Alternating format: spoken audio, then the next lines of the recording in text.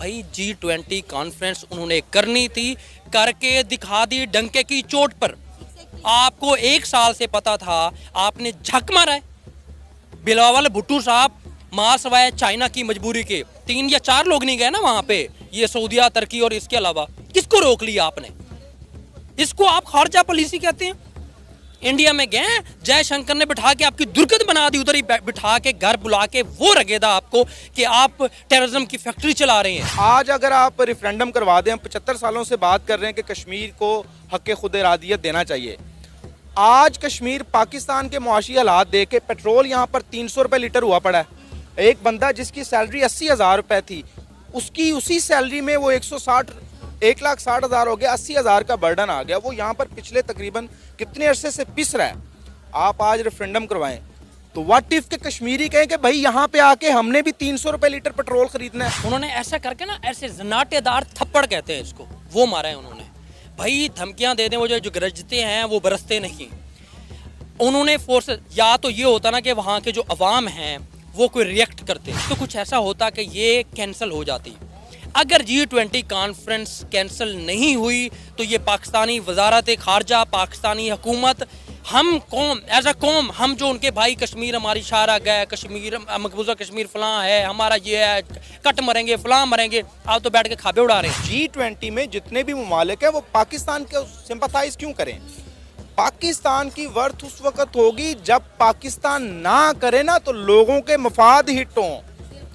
पाकिस्तान हाँ करे ना तो लोगों को लगे कि यार पाकिस्तान ने हाँ किया है और इस हाँ में हमें बेनिफिट मिलेगा।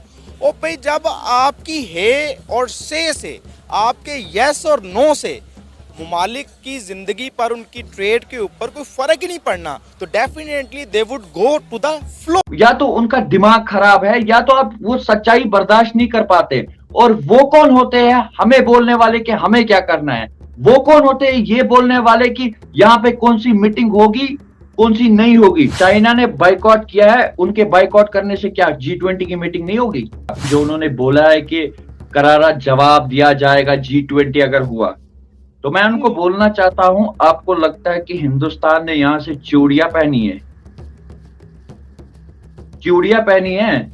आपको इतिहास में जाना पड़ेगा।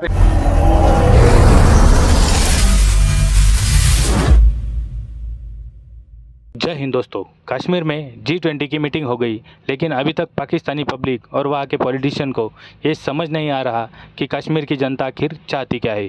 कश्मीर में रहने वाले यूट्यूबर तबीज बुखारी ने पाकिस्तानी यूट्यूबर सना अमजद को दिए इंटरव्यू में स्पष्ट रूप से कहा कि हम भारत के साथ रहना चाहते हैं और हम भारत का अटूट अंग है। चलो तो दोस्तों देखते हैं इस पर पाकिस्तानी पब्लिक का रिएक्शन। अच्छा, आपको पता होगा कि जम्मू कश्मीर श्रीनगर में G20 मीटिंग इंडिया ने बनाई थी, वहाँ पे की थी और बड़े कामयाबी के साथ वो अपने 3 दिन उन्होंने कंप्लीट किया और वो मीटिंग ख़त्म हो गई है। उसके बावजूद भी पाकिस्तान के फॉरेन मिनिस्टर बिलावल भुट्टो ज़रदारी उन्हें क्रिटिसाइज़ कर रहे हैं कि UN के रेजोल्यूशन के ये अगेंस्ट है, ये वहाँ पर नहीं होनी चाहिए थी। क्या कहेंगे आप? पहली बात तो ये है कि वो जम्मू एंड कश्मीर नहीं है, वो मकबूजा जम्मू एंड कश्मीर है। उस पर भारत का गासबाना कब्जा है और वो वहाँ पे जुल्म ढा रहा है। अकॉर्डिंग टू UNO रेजोल्यूशन जितनी पास हुई हैं, वहाँ पे हक खुद इरादियत का जो वोट या जो कुछ उन्होंने कहा है कि आवाम का जो हक खुद इरादियत पामाल किया जा रहा है, उस पर वो कान नहीं धर। पहली बात तो ये होगी। दूसरी बात, जहाँ तक G20 कॉन्फ्रेंस की है, इस पर मेरी ज़ाती राय ये है कि पाकिस्तान बहुत बुरी तरह नाकाम है। ना सिर्फ ये मौजूदा हुकूमत बल्कि साबिक हुकूमत जो इमरान खान की थी, उन्होंने क्या कर लिया था जब मकबूजा कश्मीर का स्टेटस 370 उन्होंने ख़त्म किया। सिर्फ यही था कि आधा घंटा हमने धूप में खड़े होकर ऐसे खामोशी इख्तियार करनी होती। इससे बढ़कर जलालत और हो नहीं सकती जितनी इमरान खान साहब ने की थी। ना कैबिनेट का कुछ हो, एक ही तकरीर थी UNO की जनरल असम्बली में जो आके बोला जी हमारा मकबूजा कश्मीर में ये हो गया वो हो गया। उसके बाद क्या था? कोई फॉलो अप नहीं था। अपना इतने मंजे हुए सियासतदान है शाह महमूद कुरैशी साहब, माजरत के साथ क्या किया उन्होंने? 878 दौरे होंगे उनके 4 साल दौरे हुकूमत में। मकबूजा कश्मीर पे जाके उन्होंने क्या कर लिया था?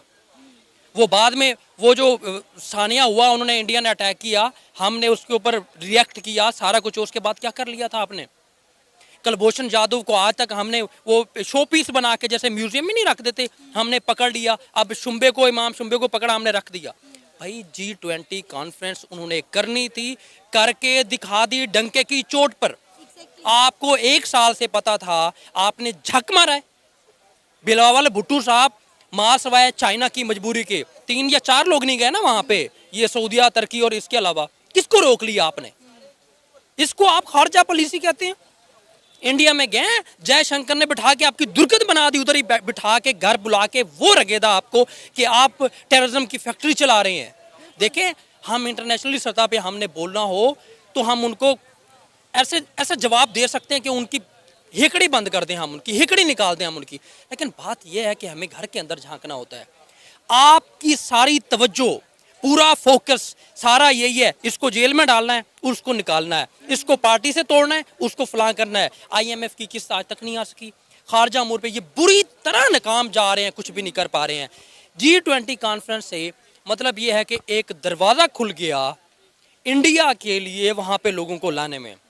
वहाँ के लोगों ने रेजिस्ट तो किया, लेकिन वहाँ पे फोर्सेस इतनी थी, 6 लाख से ऊपर फौज तो उन्होंने मकबूजा कश्मीर में जमा के रखी हुई है। सर, उन्होंने अपनी सारी फोर्स जो है वो उन्होंने विड्रॉ करवा ली है। अभी जो वहाँ पे फोर्सेस हैं वहाँ पे उन्होंने सिक्योरिटी पर्पस के तहत लाई, क्योंकि उनको बहुत ज़्यादा थ्रेट थे। थ्रेट भी उन्होंने पाकिस्तान ने दिए। बिलावल भुट्टो जरदारी ने इंडिया में बैठ के इंडिया को धमकी दे दी कि भाई आप यहाँ पर G20 मीटिंग करके दिखाएं, हम आपको एक ऐसा करारा जवाब देंगे कि पाकिस्तान आपको ऐसा जवाब देगा कि इंडिया हमेशा याद रखेगा।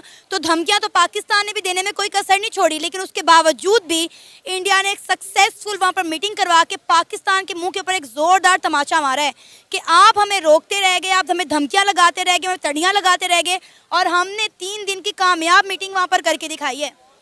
तमाचा नहीं मारा उन्होंने, ऐसा करके ना, ऐसे जनाटेदार थप्पड़ कहते हैं इसको, वो मारा है उन्होंने। भाई धमकियां दे दें, वो जो गरजते हैं वो बरसते नहीं।